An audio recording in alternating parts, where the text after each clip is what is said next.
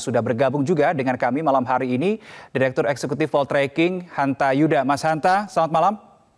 Selamat malam Reno, Mas Dirman, selamat malam. Mas Hanta, Oke. selamat malam. Sehat-sehat ya. Baik, Alhamdulillah. saya ke sehat. Mas Hanta dulu ya, Pak Dirman. Mas Hanta, kalau kita melihat pergerakan elektabilitas dari April kemudian ke Mei 2023, ada signifikan perubahan atau tidak, Pak Mas Hanta? Ya, pertama simpulan kami di survei ini masih kompetitif. Kenapa saya mengatakan lebih kompetitif? Kalau bicara kompetitif kan berarti semua masih punya peluang. Yang bisa disimpulkan dua hal. Satu, sulit di luar 3 nama di antara Prabowo Subianto, Pak Prabowo, Mas Ganjar, dan Mas Anies akan muncul calon presiden yang potensial di luar 3 nama ini. Itu satu. Oke. Yang kedua, karena semakin kokoh elektabilitas di 3 orang ini, tetapi jaraknya tidak begitu jauh. Artinya relatif masih kompetitif. Bahkan kalau kita bandingkan mundur 3 bulan sebelumnya, Reno, itu saling salib. Pernah naik, pernah turun, posisi si A pernah di nomor 2, pernah nomor 3, dan seterusnya. Artinya kesempatan atau peluangnya relatif masih terbuka. Karena dua hal juga. Satu, jarak pemilunya masih sekitar 8 bulan.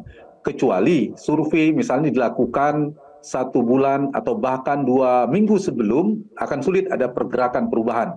Maka dengan durasi waktu pemilihan di 14 April yang relatif masih cukup waktunya, dinamika yang menyertai juga masih banyak, dan saya kira jaraknya kompetitif, maka simpulan sementara di 3 nama ini masih memungkinkan untuk memenangkan pertarungan. Dan yang ketiga, kalau Pilpres berlangsung dengan 3 pasang, maka yang bisa disimpulkan adalah kemungkinan Pilpres kita akan berlangsung dalam 2 putaran.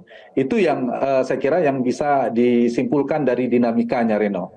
Oke, Gitu. baik. Mas Hanta, kalau kita berbicara soal tadi Anda menyinggung kompetitif begitu ya. Bagaimana kemudian dengan fenomena swing voters, kemudian ada juga undecided voters. Apakah ini juga mempengaruhi bahwa elektabilitas dari 3 sosok bakal calon presiden ini sebetulnya masih sangat kompetitif?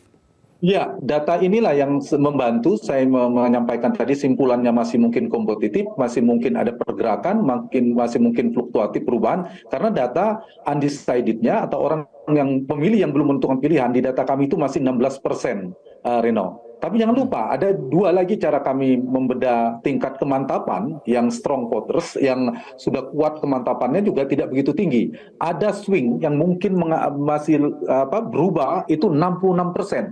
Angka 66% ini sangat tinggi. Jadi sangat mungkin tiba-tiba ada isu. Kemarin misalnya kita bisa melihat bagaimana koreksi elektoral ya, dari isu batalnya Indonesia menjadi tuan rumah U20 yang lalu, itu juga memberi koreksi. Jadi isu-isu itu akan sangat mungkin dengan tingginya pemilih yang belum menentukan pilihan atau pemilih yang belum mantap dengan pilihannya, itu juga memungkinkan ada migrasi pemilih.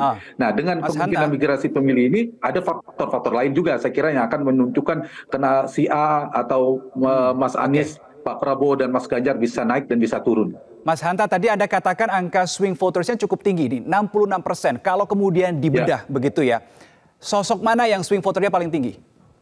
Hampir merata ya, mengikuti elektabilitas.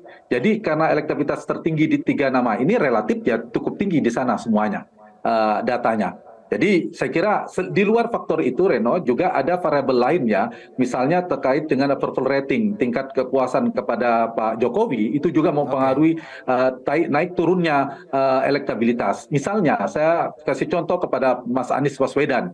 Nah, ketika tingkat kepuasan kepada Pak Jokowi trennya naik, Mas Anies cenderung stuck atau bahkan turun. Tapi bisa juga sebaliknya. Jadi itu juga mempengaruhi.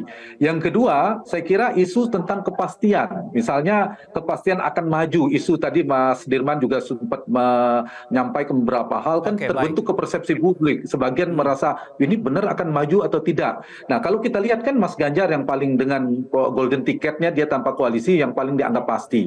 Kemudian Pak Prabowo cukup dengan 2 partai. Nah, Mas Anies butuh 3 partai. Sementara 3 partai pendukung Mas Anies ini memiliki kekuatan yang relatif imbang, memiliki daya tawar politik yang relatif imbang juga. Kalau saling dinamika di internal juga relatif imbang. Nah, karena itulah menyebabkan kesan ketidakpastian atau dengan kata lain saya menggunakan kalimat sebaliknya, perlu kepastian. Nah, ketika nanti sudah daftar di KPU, nah disitulah nanti semua kandidat akan masuk pada zona normalisasi elektoralnya masing-masing dan akan terbaca bagaimana. Dan satu lagi tentu adalah faktor gebrakan ya, isu, momentum politik, dan terakhir ada positioning yang saya kira relatif lebih jelas sekarang tadi. Kalau istilahnya Pak Sandi, ada keberlanjutan dan perubahan. Nah, sekarang Mas Anies misalnya saya kasih sebagai contoh, itu lebih clear, lebih terang sekarang mengusung isu perubahan, sudah mengambil posisi yang relatif diametral ketimbang